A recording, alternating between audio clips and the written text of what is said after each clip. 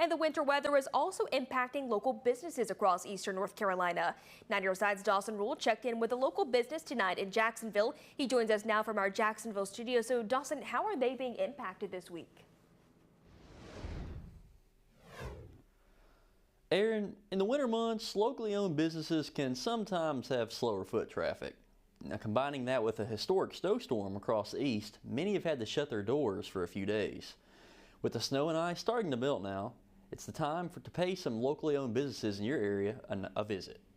Everybody has a little bit of cabin fever and is happy to be out of the house, so I'm glad we were able to open and provide somewhere for them to be able to do that.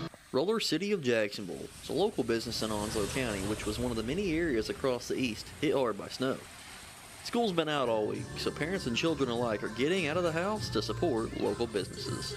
Anytime you have the chance to support local, you don't always, but when you do so, it makes a huge difference. It's a much more of a difference to a small business than a large corporation. You're supporting an actual family over, again, a large corporation.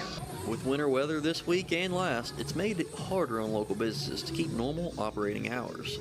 Now with snow melting, these places could really use some foot traffic to make up for lost days of being open. So we were closed Saturday night and Sunday, those are our biggest sessions of the week. So that has had a big impact combined with the low attendance from last week because of the anticipated weather.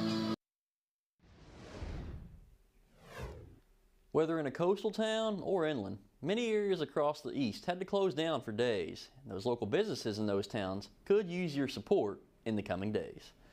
In Jacksonville, Dawson Rule, 9 on your side.